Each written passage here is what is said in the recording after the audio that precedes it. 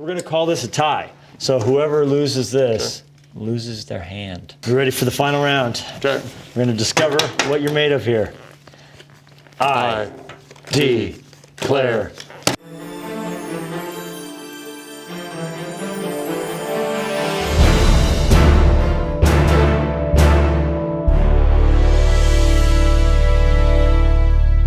So thanks for being on War with Friends. Yeah. And with I Declare War, we're just taking the conversation about leadership and self-management, and we're really glad to have you on, so thank you so much. You bet. Are we playing for money or just integrity and pride? It's completely about integrity. But here's the first question. It has to be, right? First question is this. When and how have you seen your personal leadership of yourself take strides forward? I would say, honestly, that if it's not happening regularly, I'm in trouble.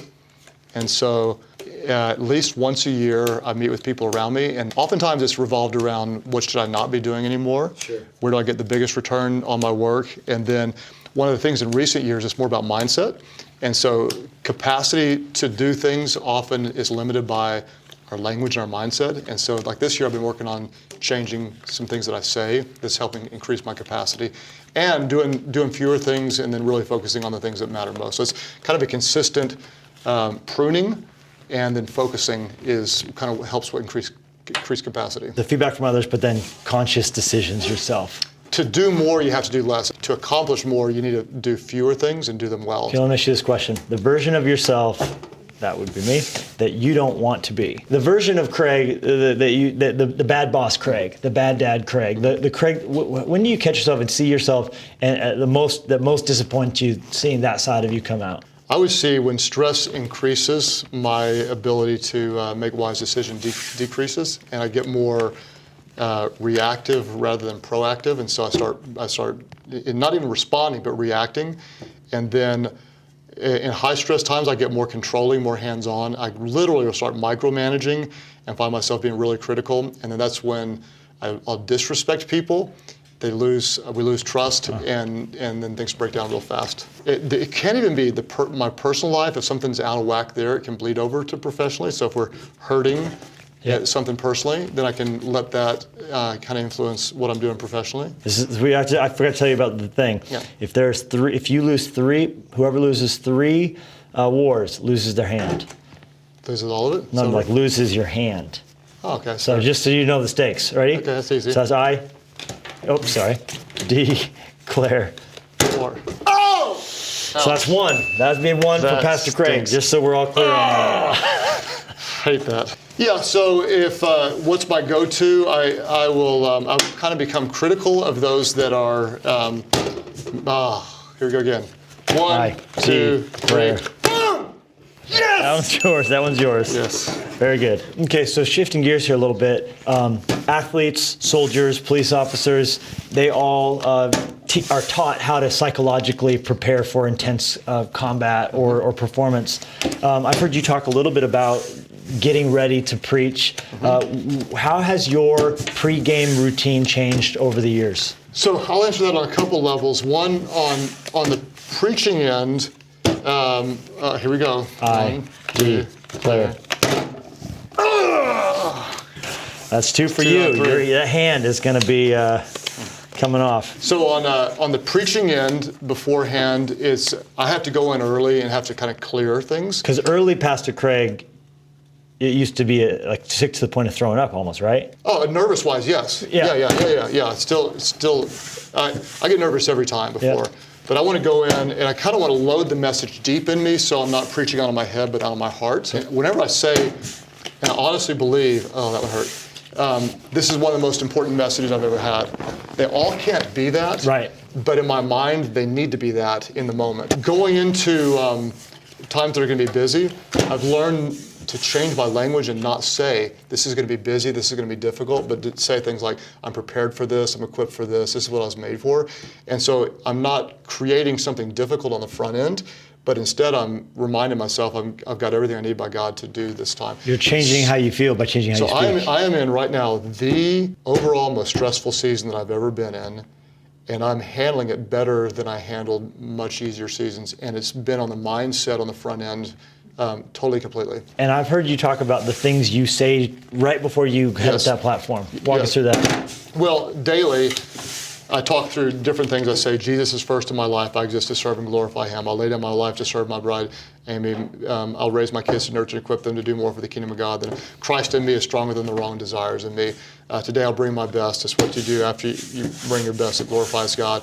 And I've got sayings like that I say over and over again. Before I preach, I take a step forward because I used to get so nervous. When I do that, I'm saying to myself, I'm stepping out of Craig Groeschel's fears and sinfulness and insecurities. I'm stepping into God's presence, his power, his office.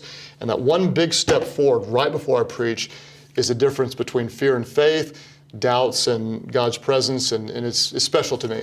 So you're changing your posture in that moment, you're changing what you're speaking, it's changing how you're thinking, and then 100%. It's changing how you feel. You're literally a different version of yourself. That's exactly right. Because of that. That's powerful. What habits do you wish you had put into play in your life earlier on? I wish that I journaled earlier on because there's so many things that God did I can't even remember. I wish that I'd changed my diet earlier on because I feel better today than I did 10 years ago physically. I wish that I'd prayed with Amy consistently before because I didn't. Mm-hmm. And that creates great intimacy. Those would be the top ones, I'd say. Okay, very good. What in your life right now are you trying to back off of?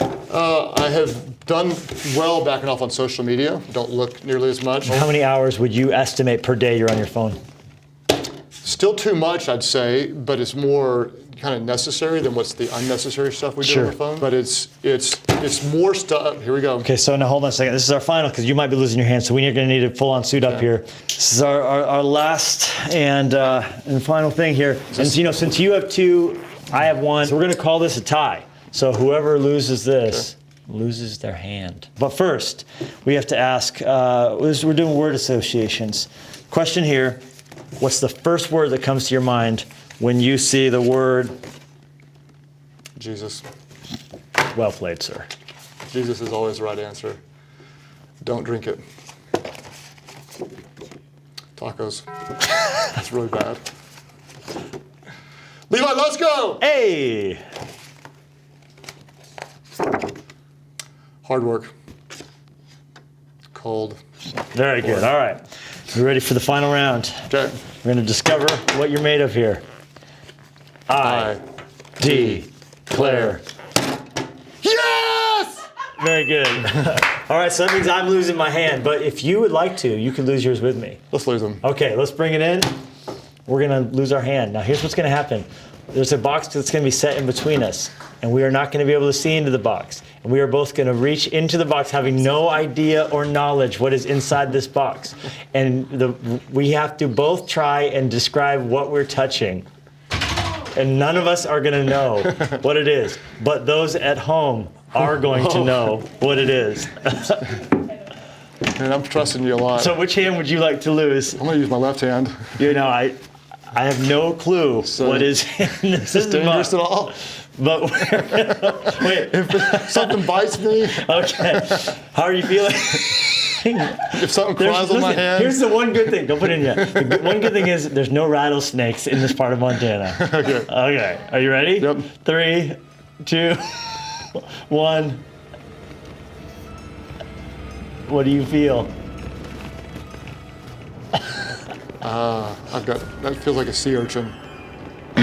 Sea urchin? I don't know. It feels like something at the bottom of the ocean. I'm so confused. It's so spiky. Feels like a football and a cactus. It does feel like a football and a cactus. Oh, there's something down here. That's that is a piece of fruit. That's a pineapple! I don't know. Papaya? Kumquat? All right, let's see what it is together. What is the answer? I don't even know what that is. That's exactly what I pictured it to be. I don't know what it is. Very good. Thank you for playing War with Friends. Appreciate it. Very good. You win. That was scary.